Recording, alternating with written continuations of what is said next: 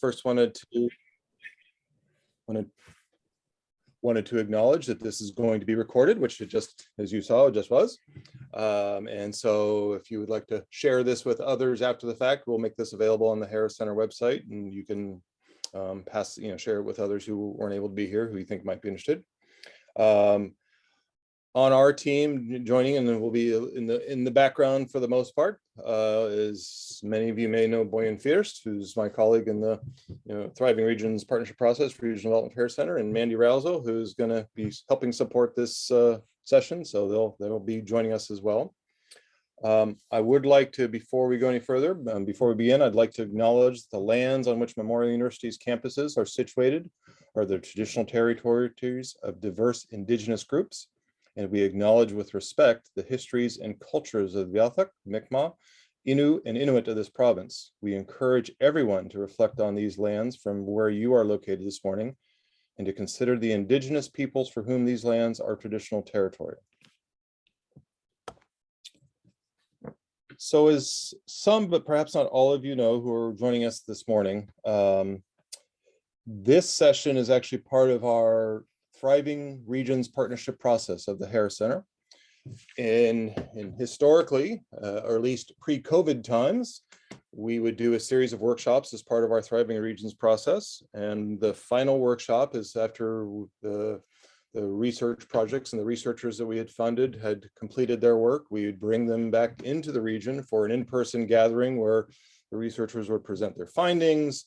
And then we'd have a little bit of a facilitated discussion around where you as a region or as a community would like to take the results of the findings. Obviously, weren't quite able to do that. And hopefully, fingers crossed, in the future years, we'll be able to get back to that format. But for now, in the past couple of years, we've sort of switched over to this virtual format, which has its pros and cons. And one of the pros, if you will, is I suspect that at least some of you on this session are not located in the Burin region, so we get to open this up conversation to many of you who might be interested in this topic. And I think and I hope some of you are also from the Burin region, so we'll have a bit of a mixed conversation. So as part of that, so the intent of this session is this is now the third of the 3 sessions we've done of the 3 research teams that we funded through the Burin Thriving Regions Partnership process. This is going to be an opportunity for you all to hear the results of the work that our 2 researchers who I'll introduce shortly have done, and a chance after they've done their presentation, you all get a chance to ask them questions and engage a bit of a discussion with them and kind of take it wherever you all and they all would like to take it in the time we have available. So there will be some time at the end after they do their presentation for you to ask questions. And because we're in a meeting format, once we get to that point, invite, as you want to talk and ask your question, you can unmute yourselves, but while they're doing the presentation, we request people stay muted for that time. In the meantime, if you have a question that comes to you while they're still doing the presentation, feel free to put it either into the chat box or the Q&A box. Burin will be monitoring that, and when we get done with the presentation in the Q&A, we'll make sure we pull those up if there's anything written in there, and we can bring those forward for discussion as well. So enough about me talking. I'm going to hand this over to our 2 researchers. So I'd like to introduce Dr. Christine Knott. Christine is a postdoctoral fellow from the Ocean Frontier Institute in the Department of Sociology at Memorial University, working with the Future Ocean and Coastal Infrastructure, Inclusion, Social Justice, Equity in Urban and Rural Coastal Communities Research Group. She's also an Ocean Nexus Center Research Associate. Her research aims to better understand the broader social and ecological aspects of the fishing, aquaculture, and seafood processing industries. And joining her is her colleague, Maria Andre Lopez Gomez, who has a background in public health, sociology, and demography. She was a postdoctoral fellow with the Ocean Frontier Institute at Memorial University, investigating issues of recruitment, training, and retention of people in the fishery sector in Newfoundland and Labrador. She is currently a postdoctoral fellow at the Center for Demographic Research in Barcelona, Spain, working on health inequalities in the working population. Her research interests focus on the impact that public and organizational policies and their implementation have on workers' health and well-being and occupational outcomes for future generations. We are thrilled to have them both do this project, and we're thrilled to have them join us to do this presentation today. Take it away. Myself again here. be here today to share our results with you all.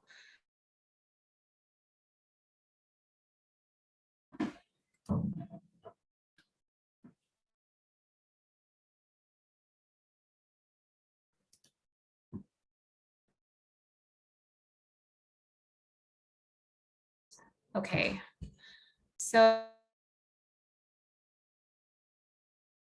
community-based sustainable and equitable employment in aquaculture.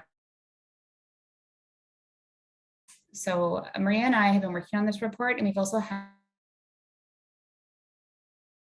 So as Chris mentioned, the study was initiated through the Harris Center Thriving Regions process, which provides funding and support to researchers from Memorial University to build on partnerships to promote the thriving social and economic regions through applied research.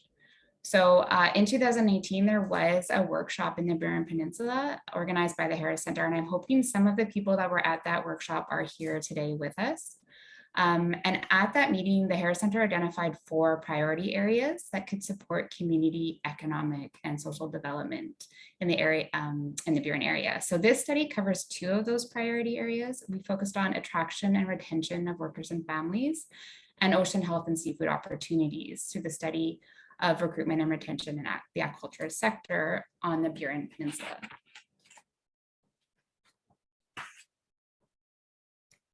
Oh, and the slide isn't changing.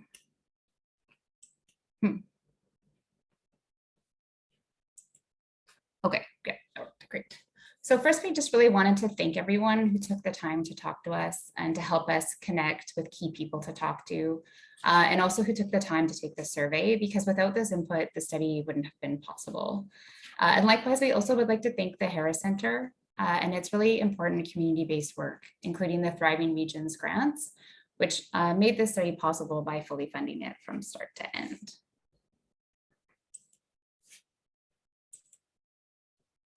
So today, what I'm going to talk about is just a brief background of the study, our research objectives, methods, and then discuss our findings and final recommendations. So in focusing on both recruitment and retention, as well as sustainable aquaculture employment in the emerging salmon aquaculture industry, we aim to bring our knowledge of these 2 areas to key stakeholders and communities, and to start a conversation really about the potential benefits, concerns, and solutions for dealing with employment in aquaculture. The Gregan L Salmon Aquaculture Project and related economic development in the seafood sector really offered hope in the area to be able to attract and retain workers and families, and to further create economic opportunities in the local seafood sector. So this was an exciting and hopeful development in the region, and it would aim to double the direct employment numbers for the aquaculture industry. So here you can see the supply chain showing different aspects of aquaculture production from egg to a grocery store and the potential employment opportunities that exist.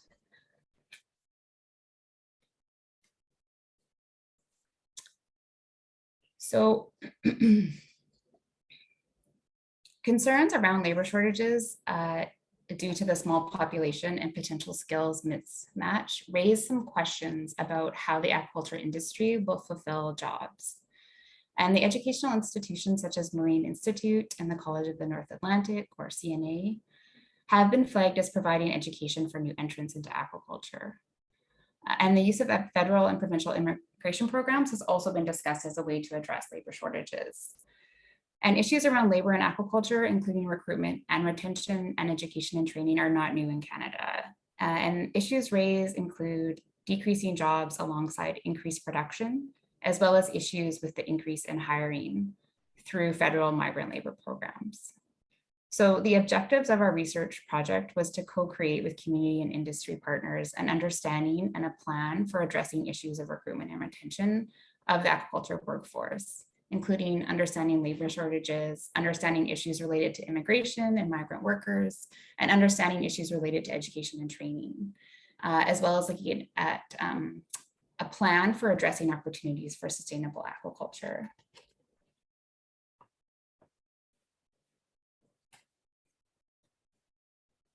Just to quickly go over our methods, We conducted a multi-method study, which included an online survey and key informant semi-structured interviews. So key informant participants were community members with a deep knowledge of their community and its labor and training needs, including mayors, councillors, aquaculture representatives, and representatives from education institutions and community organizations.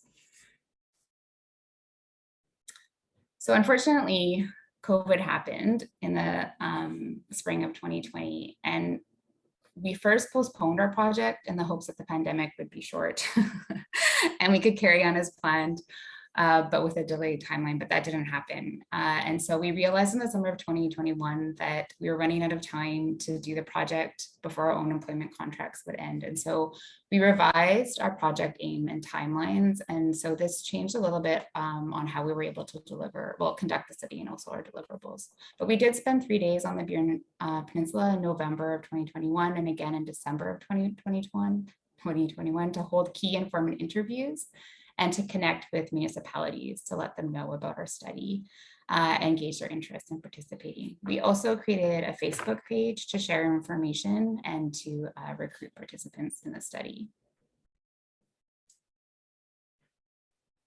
So we launched the survey in November of 2021 and closed in December. There was 266 visits, but we ended up using 91. We focused on the participants who answered both the survey and the text-based answers. So about half of the participants were men and half were women. The average age was about 44, and there was no significant age difference between genders. And all participants identified as white or Caucasian.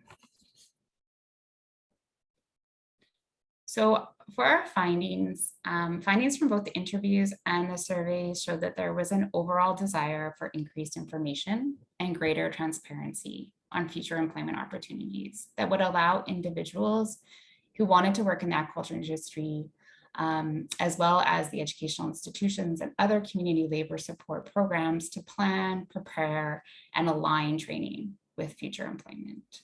So we had 7 main areas that our findings covered, including a vision for employment in aquaculture, key information needed about employment in the aquaculture industry, the impacts of aquaculture and the community impacts of aquaculture on other industries, the impacts of COVID-19 on the development of aquaculture in the region, and the final one was what the study should focus on and deliver. So, for key issues that were identified around employment in aquaculture, people mentioned that there was a high demand for employment in the area. There was also seemed to be a high level of employment in the first initial development and construction phase of aquaculture. There was issues around needing to work with local educational institutions to coordinate training. There was also concerns mentioned about how or who was hired and how. There was some mention around the possibility of year-round processing that would be more attractive for younger people to enter into seafood processing, concerns around the wages, and people mentioned the need to make sure that there were services for families who would move to the area, including internet and cell service. When people talked about what they envisioned for employment in aquaculture, they mentioned things like steady year-round employment, the availability for anyone who wanted to work in the industry to be able to work in the industry, to have good wages and benefits included in the job, for work to be permanent and also possibly seasonal. Sorry, there's a little bit of an echo there. I think it's gone. People mentioned wanting jobs for local people and for the jobs to be good and safe. The key information that people mentioned needing about employment in aquaculture, including information around training required, and people wanted it to be offered locally, information around job titles, the number of people or the number of jobs that would be needed in the future, a time frame for employment so that they could align the training with the ability to get hired in the job. the possibility of creating a co-op program within the high school, and more transparency on the hiring process.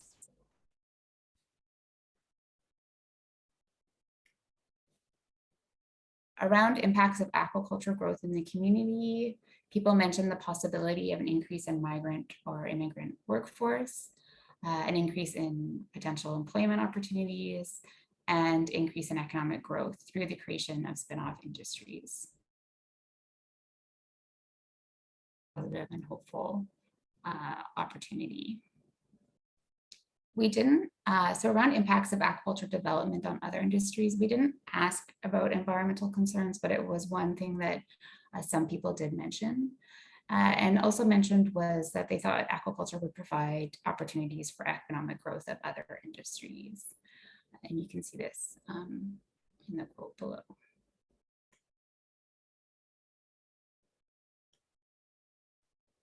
So in terms of impacts of COVID-19 on the development of aquaculture, people did realize that COVID did result in a decrease in number of people employed, as well as delayed the timeline for the project to be developed, which also equated with the loss of employment opportunities. And lastly, on what we should, we asked everybody what the study should focus on and deliver. And we had wanted to work with communities to develop a deliverable for the study, but when we were unable to do the community-based work that when we asked participants about deliverables, people recommended more information about employment opportunities, wages, training, updated information on employment via a website or social media outlets such as Facebook, and information about aquaculture employment across the province. So based on the information from the educational institutions and aquaculture companies, more work needs to be done on the collaboration and planning between these parties so that information is readily available to governments and employment organizations as well as the public. So our main deliverable of the study is the finding that all parties that are working so hard right now to promote aquaculture development in the region and really want to see local employment and community development from the industry really need to come together to map this out in a concrete way that ensures workers and communities are put first.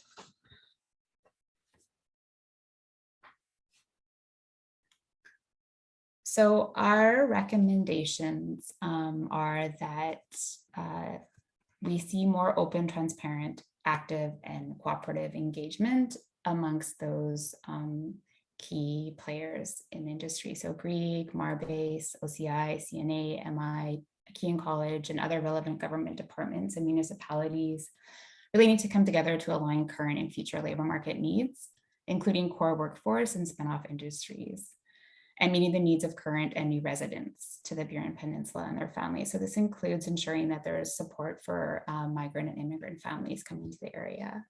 And what we really need in order to do this is more concrete data on employment regarding the number of jobs currently and as well as future potential jobs, as well as the type of jobs, the type of industries, and the credential and training requirements for these future jobs. So a straightforward and clear process on how to get a job in aquaculture should be made publicly available. Jobs really need to be good jobs to attract the young people with families to stay or even to move to the Burin. And this includes permanent, full-time, well-paid positions with benefits, which I'm sure everybody can relate to as an incentive. So this will really require MI, CNA, and Kean College to work together and create new partnerships to benefit those on the Burin Peninsula and provide more qualified workforce for the aquaculture industry in Newfoundland. So this will also require Greek and other aquaculture companies in the region and their spin-off industries to be open and transparent on the number of jobs and the type and training needing to get hired. So I want to recognize that there has been collaboration already in place with MI and CNA and Greek, and they've been working on curriculum, which has resulted in the Marine Institute running a pilot aquaculture program through the College of North Atlantic. And that this is actually is one of the working with educational institutions was one of the kind of key things that was part of the agreement for the project approved by the minister, including a focus specifically on increasing women working in aquaculture. So a recommendation that we have to achieving local training that aligns with local employment opportunities in salmon aquaculture is to integrate meetings on a regular basis and with the intent of meeting the needs of those currently living in the Burin Peninsula who want to work in the industry. And so this will need to include ensure accessible. So as the Newfoundland government's Way Forward plan has set future employment targets in aquaculture in the province to hit about 1,100 person years of employment alongside increased production targets, working consistently with local education institutions is really crucial. And future research is really needed to see if this will result in reducing the labor shortage issues and if communities will be able to work on additional services to attract and retain current residents, including recreational services, childcare, schools, and multicultural supports. And the industry has been aware of these issues more broadly in Newfoundland and Labrador. There was a Newfoundland and Labrador aquaculture industry report around recruitment and retention. And in that report, the recommendation to take on the management or for NIA to take on the management of an education and industry information portal, I think is a really good one. And it requires a coordinated and collaborative approach to be successful. So I did want to just recognize that there's kind of two main gaps in this report. One is that we don't have the current employment numbers in aquaculture. It would be really great to get that information if possible from ANIA or from Greek. And another gap is that we don't have any youth. We didn't speak to youth. Some of that was because of restrictions in our ethics, but that's something that should be looked at for future research. So thank you very much for listening, and thank you all for participating in our study. And I'd like to open it up for questions. Thank you, Christine. And so now it's a chance for everyone. If you've got a question you'd like to speak, you can unmute yourself and say it out loud. Or again, if you'd like to sort of type some thoughts or comments or questions into the chat box, Burin will be monitoring that. So you can either unmute yourself and just speak, or you can come on screen and raise your hand, however you'd all like to do that. So maybe while your people are sorting that out, maybe I'll start with a question. I'm curious, do you have any sense either through this research or anything you've read or another, I mean, what sort of additional training are we looking at? So we talked a lot about sort of making, good paying jobs there in the region. Do we have a sense of, are we talking about people needing to get retrained and go back to school, for a program, or is there other ways of getting at that? So what's the kind of the gap or the need that would need to be addressed by these different educational institutions? Yeah, and I think that it really depends on the employment information. So the types of jobs that are coming up, being able to have that information now would be really helpful to understand then what the educational requirements would be for those positions. And there are possible, there's multiple ways that they could do this. They could do this by directly through the educational institutions, or having more mentorship programs within the industry itself, or like a combination of the two. Mm-hmm. Other folks either who are, no. did you want to add something, Maria? No, I think yeah. Okay. Other folks, other questions, either if you're someone from in the Burin, if you got something specific to that region, we'd love to hear your question about that, or if you're not from the Burin, but just want to see how this may relate to some other things going on wherever you sit in the world, we'd love to hear your questions as well.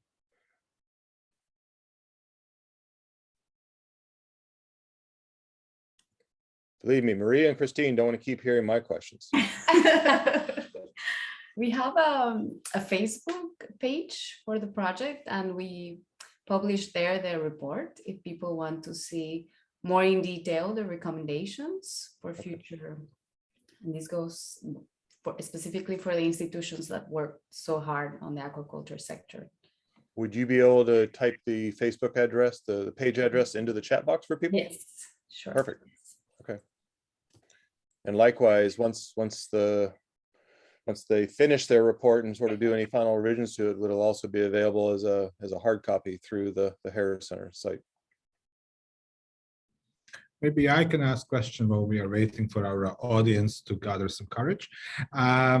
What would you say are the biggest barriers at the moment to better coordination between all these agencies? Yeah, I think that that's a good question and a complicated one to answer. Some of it has to do with the way that the educational institutions have divided up, focusing on land versus ocean sectors.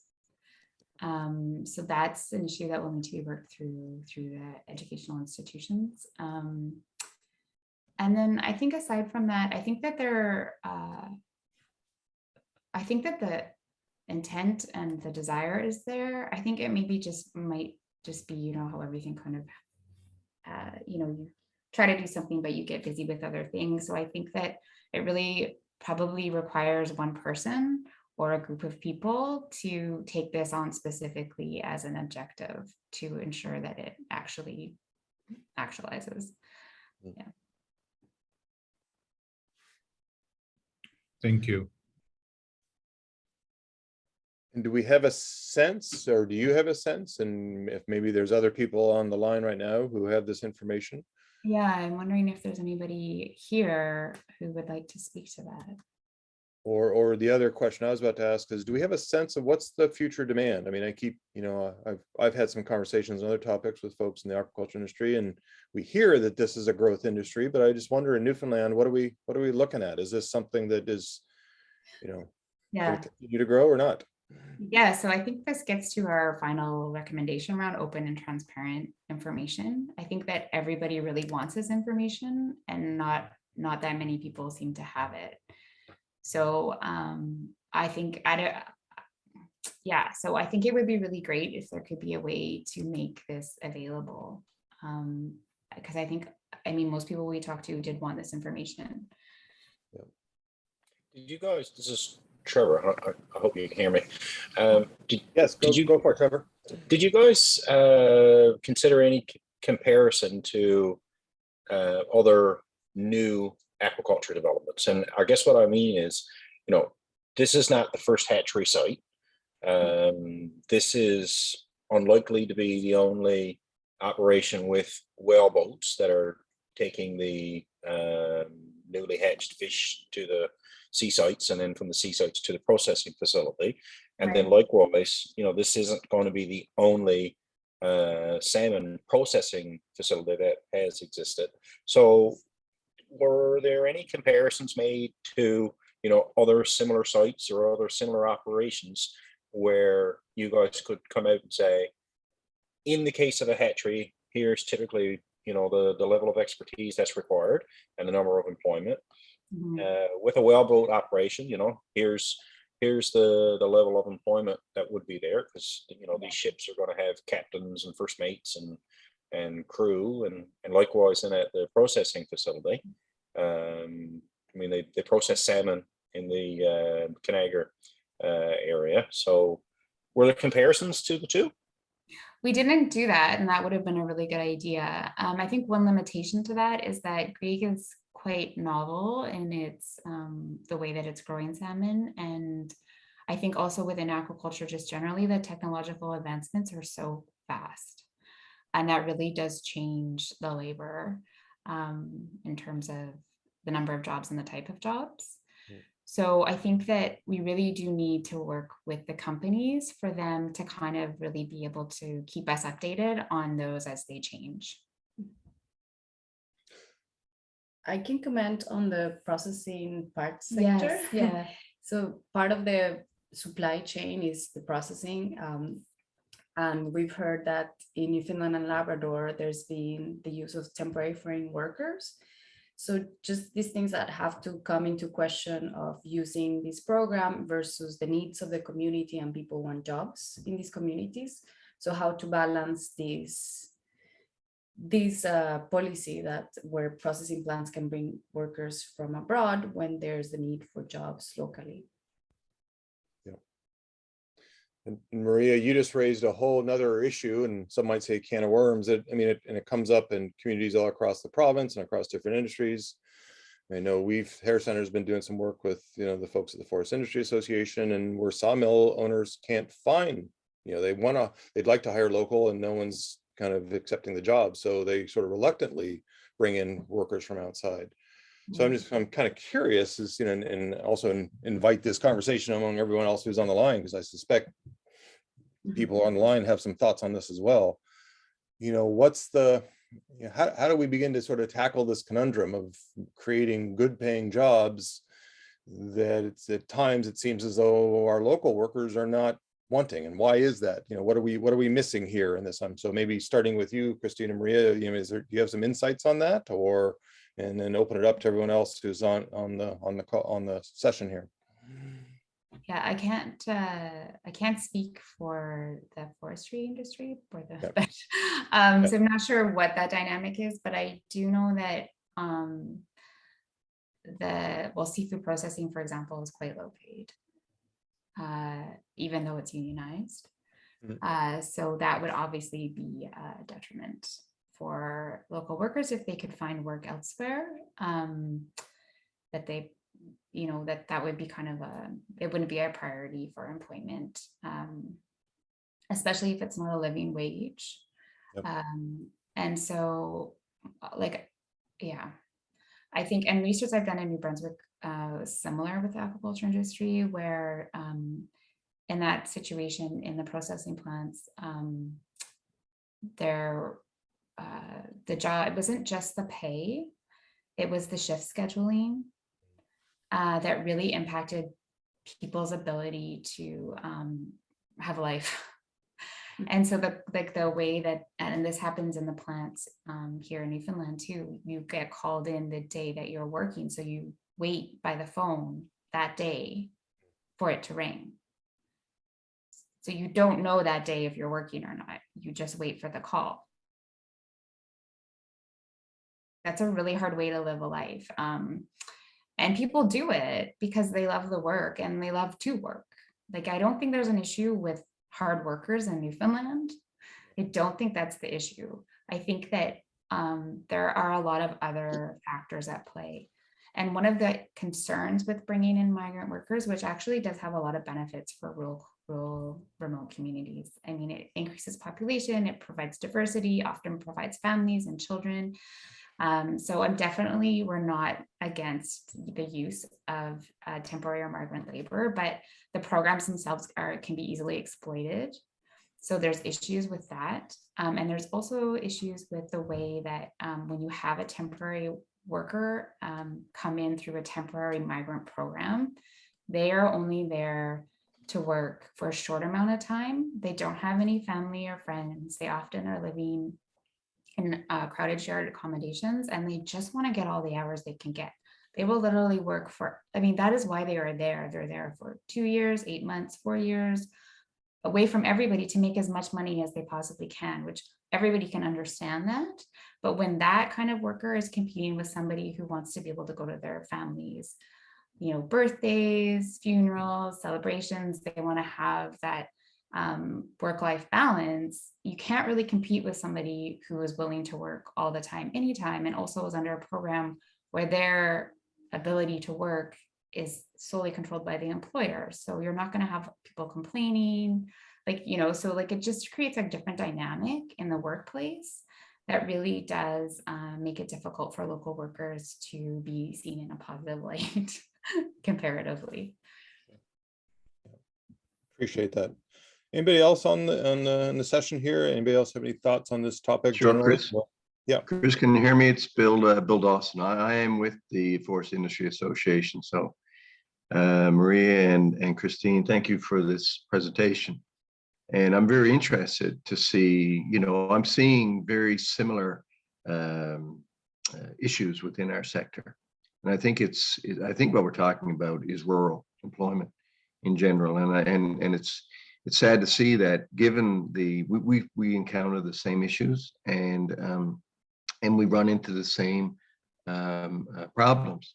And I think from a rural cross-sector perspective, we probably should be addressing these things. And to speak to Chris's point about demographics, we are now seeing. We all knew the pig and the python was coming from the demographic perspective with the baby boomers and that, and I think that's happened. And that's we're 5 years into it, and we're now seeing within our sector people wanting to retire, and they're using social programs to retire. We're seeing a lot of the social programs that came off COVID, and I don't want to say work ethic, but work ethic might be something to do with it. But we're seeing, for example, individuals who've been working for 20, 25 years or more now saying, okay, I only want to work half. I'm going to take EI for half the year, and this is going to be my, this is my way of retiring, my slow move into retirement. So social programs are very difficult, particularly, and from my members and from the employer's perspective, they're looking for those people who are interested in work. And you're absolutely right. People today, they're used to working at different types of shifts. We, throughout history, Newfoundlanders have always traveled away to do a lot of work, whether it's through ship, whether it's through fishing, or to way it is today out west. And so we're even looking at, should we be potentially providing people with 2 weeks on, 2 weeks off here locally, so they can take advantage of the time, because there is a different mindset today, and family means a lot, and having time off means a lot, and living in Newfoundland, we'd love to get out and enjoy the outdoors and that. So there's a lot of challenges, but I really think, my 2 cents here is we're seeing it. I think it's up to industry to take an important role, very much of a lead role, and to be directing as to where we want to see things go. We should be, like the example of a portal, we should be doing that throughout the sectors. We're all competing for the same individuals, whether they're going to be migrant or foreign workers, whether they're going to be local workers. In the urban area, we're going to compete. It's going to be aquaculture, it's going to be fishery, it's going to be mining, it's going to be forestry. And so if we're starting to rob Peter to pay Paul, we're all going to be in trouble.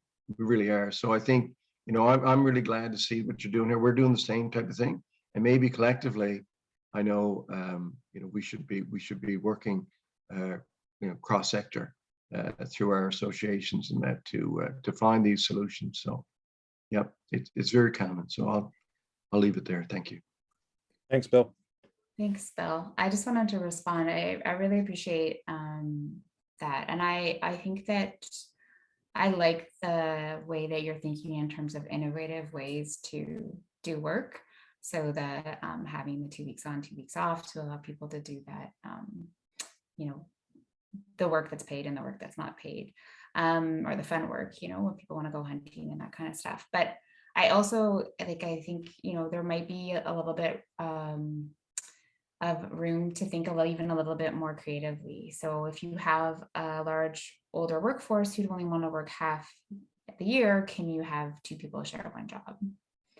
So you fill full employment.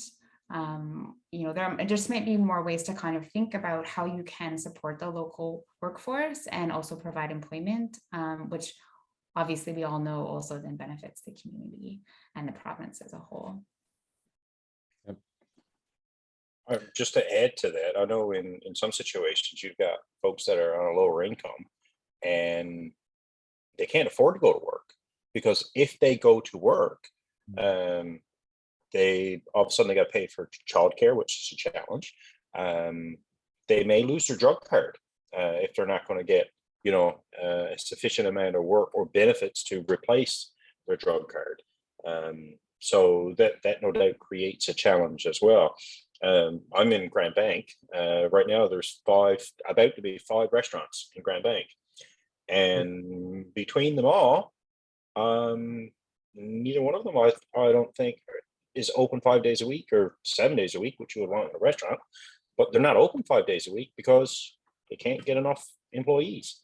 So Grand Bank is not huge, but if we're going to have 5 restaurants, perhaps we're doing something right. So is a challenge, I think, trying to find the right balance of offering what would encourage someone to want to go to work. They need to be able to afford to go to work, which is a bit of a funny thing to say. And the employer, of course, would have to be able to afford to pay someone enough money that they want to work a 2-week on, 2-week off, because they need to earn enough in those 2 weeks they're working to cover them the 2 weeks that they're not. So it's a challenge. Yeah, the last 2 comments, it sort of suggests that, yes, there's a role for industry and industry associations to play in sort of the creativity and how the employers are thinking about it. But Trevor, to your point, regardless of that creativity, all those things then have some policy implications as to then what that means for kind of some of the, whether it's income support or social services or whatever it might be, that's how that all plays out. So it's a bit of a tangled web we have here, isn't it? Yeah, like my parents, just a personal story. I mean, they were fish plant workers. My father went to work at 13 and he worked every day until 15 years ago, when the fish plant closed in Fortune. And it was a tough pill to swallow when he had to leave Fortune and go to Ontario and work construction. But he did it. And anyway, he continued to go away for another 8-9 seasons thereafter at different places. But he wasn't going to stop working. And a comment was made to him at one point, why don't you swallow your pride and go on welfare? And I mean, that hit hard. He wasn't going to do that. And now he's retired, and he'll pick up odd jobs where he can. But there are times when you got local contractors that'll give him a call and ask him to give him a hand on a roof job or what have you, because they can't find anybody. And there's plenty of young people around that can work, that are capable of working, but they're not. So I don't know what the answer is to get those people to show up to work, but there are people out there that want to work, but they're challenged sometimes to be able to do so. Yeah, I think so. One thing that we did hear actually from people we talked to was that people would be willing to work for a lower wage if they could stay in the Burin area and their job had good benefits. So I think that for some of the younger families that we talked to, like they understood the difficulty of industry, and that although it doesn't seem like asking a lot to ask to be paid like a really good wage and also have good benefits, that sometimes like that just isn't the reality right now. And we need to figure out how to fix that, find solutions to that problem. But I think there was comments around, the benefits really meant more than the wage.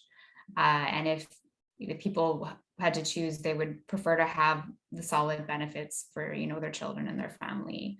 And the ability to stay in the area where they want to stay and take that lower wage. So I did want to just add that. And I think that really we need to start doing some research on what it is around, start talking to the young people that you're seeing in the communities that can work and aren't working, and asking them why, to really sort of understand that, to find solutions to that problem, because everybody we talked to wanted to work and really wanted to work in aquaculture, and were really frustrated that they didn't know how to do that, that they weren't getting hired, they didn't know how to get hired, they didn't know what the schooling was that they needed to do. I mean, that might have just been the people who don't want to work in aquaculture didn't talk to us, which is probably true. But, there was a lot of people that we did talk to who really did want to work in aquaculture. So I think that I totally take your point that there's some young people and people in general that don't want to work. But I think that to counter that there is a lot of people who do want to work. And so to understand what those barriers are and try to break those down is really important. One of the things we've heard, and actually this came up in conversations this past year with some folks in the agriculture sector, is a concern that most young people have no idea what it meant to work in the agriculture sector. So I'm just curious, did you have a sense of the folks you talked to who said they wanted to work in aquaculture? Did they understand what that meant? Or in other words, do people have some sort of a decent idea of what it looks like to work in the aquaculture sector. Did you get any insights on that from your conversations and interviews? Yeah, we did hear that there was a bit of a misconception sometimes that people thought that it was like fishy, like you could just, you didn't need that educational requirement. You could just go in and hands-on, and it was like working on the water, more of a trade or a mentorship program. So I think that there is a bit of an issue right now in aquaculture that it's leaning towards a more tech heavy type of work. Right. So, but I don't think that is, that's obviously going to turn off some people, and some people aren't going to want to take that on, but there are people who would take that on because those are good jobs. Yep. And if they could take a 2-year program and move to the Burin, or maybe they have like friends or family and they want to make that happen. But people are hesitant to put the money into the training without a guarantee of a job. Sure. Hi there, this is Gail Hoskins. I'm with FFA. I just want to speak very briefly about that part of it from, my experiences over the years with aquaculture. I've been in this industry for close to 25 years, on the government side of things. And, we've been at aquaculture, of course, for many years, and we are still struggling with ensuring that residents, especially our young people, understand what aquaculture really is when it comes to employment. I have a child who's in grade 11, and most of them, and still today, they think that they're just working on a fish plant. Because here in St. Albans, the aquaculture industry, this is kind of where we started, back in the late 80s and 90s and stuff. And mostly of what they've seen is the fish plant operating. All of the salmonas, all the cages and stuff, that's out in the bay, obviously, right? And now we have the hatchery and so on. So they know some very technical positions around that. So just recently, we worked with the industry association and we did a huge career fair. And we had one into Grand Falls as well. But now we took a different approach here. So we had, government departments and so on. We had the growers themselves, but we also reached out to our service and supply industry. And that was massive, of course. And what a wonderful event we had. We targeted the high school crowd, and we were able to sneak in a few of the little kids. And they were absolutely amazed about the whole industry. They really didn't have a good understanding. And the senior high, they were really surprised. And Christine, when you talk about the tech, it is so true. Because some of the technology that, that Greek presented, that Cook Aquaculture presented, and they're like, well, we didn't realize all this kind of stuff is there. So it was not all about, feeding the fish and harvesting and then, filleting and those kinds of things. Yes, we need a lot of that. We really do. But, along the technical side, there's a lot of opportunities, direct and indirect. We felt it was a wonderful event. The kids loved it. The school really appreciated it. And I think we need to target that area much more if we want them to understand what this industry really is about and what, those opportunities are. And I guess the other thing, Christine, I just want to ask, because you mentioned at the end of your presentation about having the industry association probably looking at a project with respect to the educational portal. Have you guys reached out to NIA, or will you? I'm thinking they would want to see this presentation, and hopefully they've got the report, because I think they are the lead agency. I think that should be involved in trying to bring everybody together and to really, have a path forward and how we're going to, and it's not just, obviously this is about the Burin Peninsula, but we also have another region, fingers crossed, that, is going to be hopefully up and running. But even for all the South Coast, we have the same challenges still that you guys presented within the industry. And, we've seen some huge obstacles in the last number of years. So no, it's a great presentation. I really appreciate it. And before they respond to your question, Gail, I will say that Daryl Green from the Aquaculture Industry Association had signed up, had registered to be here, and then sent his regrets. He had another somebody else come up that pulled him away. So he certainly was interested, and I'll leave it to Christine and Maria to sort of answer your question more directly about sort of how they've engaged with the industry association. Yeah, no, actually the industry association has been really great. They've been really helpful, and they were invited to attend this, and they also do have a copy of the report. So. Yeah.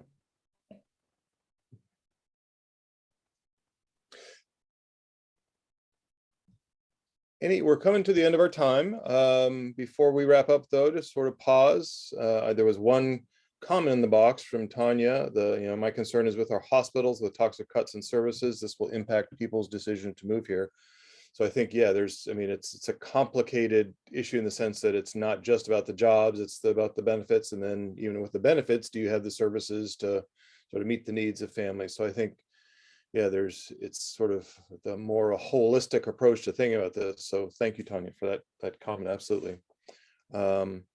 Anybody else have any other sort of last comments or questions for our two researchers before we sign off?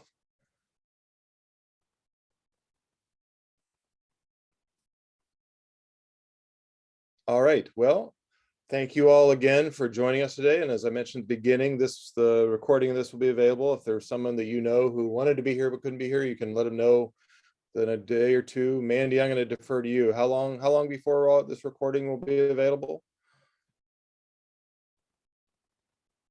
Yeah, it should be up later this afternoon. Okay, so certainly by tomorrow, if people would like to watch this, it should be available. Christine and Maria, thank you so much. Appreciate you doing this and answering the questions and having the conversation with us. And so my understanding is that you're looking, if other people have some other ideas for you, you're more than welcome. But you're sort of in the phase now of wrapping things up. So if anybody, get it to him soon. Yes. Thank you very much.